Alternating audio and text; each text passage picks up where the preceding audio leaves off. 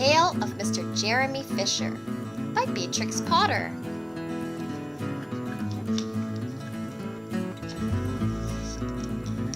Once upon a time, there was a frog called Mr. Jeremy Fisher. He lived in a little damp house amongst the buttercups at the edge of a pond. The water was all slippy-sloppy in the larder and in the back passage. But Mr. Jeremy liked getting his feet wet. Nobody ever scolded him, and he never caught a cold.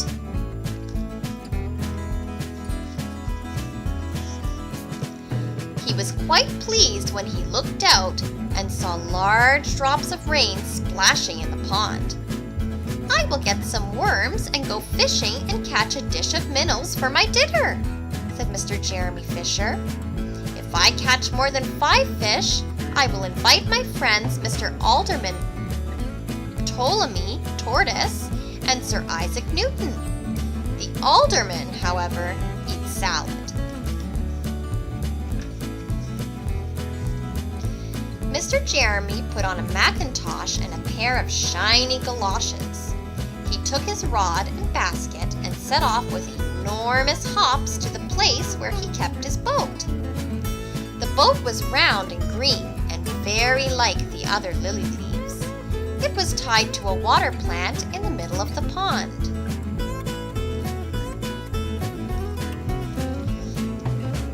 Mr. Jeremy took a reed pole and pushed the boat out into open water.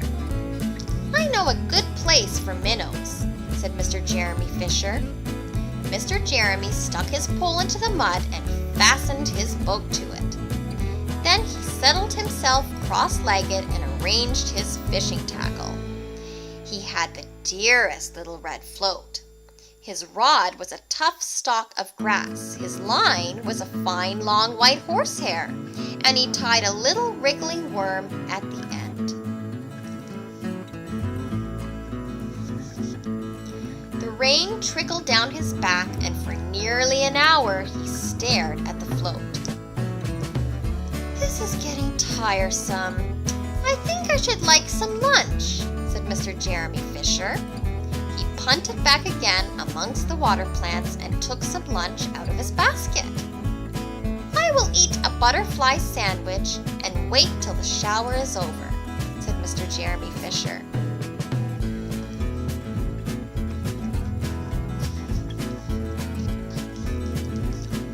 A great big water beetle came up underneath the lily leaf and tweaked the toe of one of his galoshes. Mr. Jeremy crossed his legs up shorter, out of reach, and went on eating his sandwich. Once or twice something moved about with a rustle and a splash amongst the rushes at the side of the pond. "I trust that is not a rat," said Mr. Jeremy Fisher. "I think I had better get away from here." Mr. Jeremy shoved the boat out again a little way and dropped in the bait. There was a bite almost directly. The float gave a tremendous bobbit. "A minnow! A minnow! I have him by the nose!" cried Mr. Jeremy Fisher, jerking up his rod.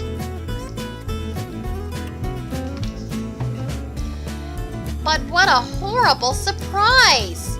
Instead of a smooth, fat minnow, Mr. Jeremy landed little Jack Sharp, the stickleback, covered with spines.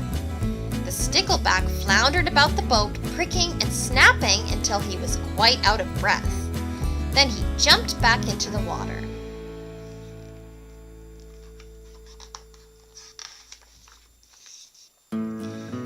And a shoal of other little fishes put their heads out and laughed at Mr. Jeremy Fisher. And while Mr. Jeremy sat disconsolately on the edge of his boat, sucking his sore fingers and peering down into the water, a much worse thing happened. A really frightful thing it would have been if Mr. Jeremy had not been wearing a mackintosh.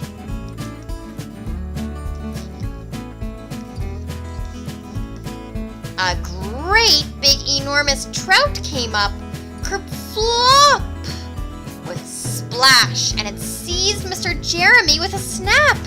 "Ow, ow, ow!" And then it turned and dived down to the bottom of the pond. But the trout was so displeased with the taste of the Macintosh that in less than half a minute it spat him out again, and the only thing it swallowed was Mr. Jeremy's galoshes.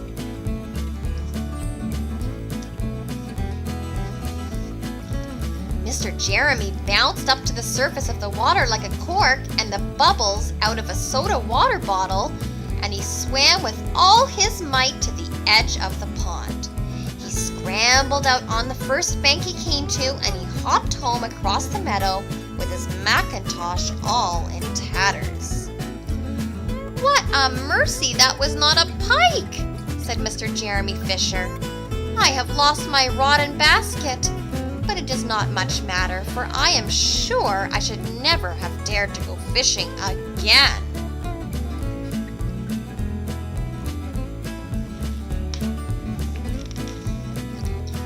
He put some sticking plaster on his fingers, and his friends both came to dinner. He could not offer them fish, but he had something else in his larder.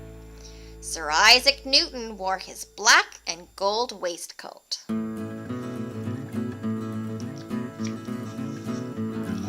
And Mr. Alderman Ptolemy Tortoise brought a salad with him in a string bag.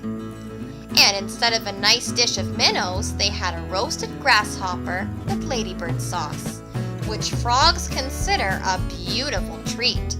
But I think it must have been nasty.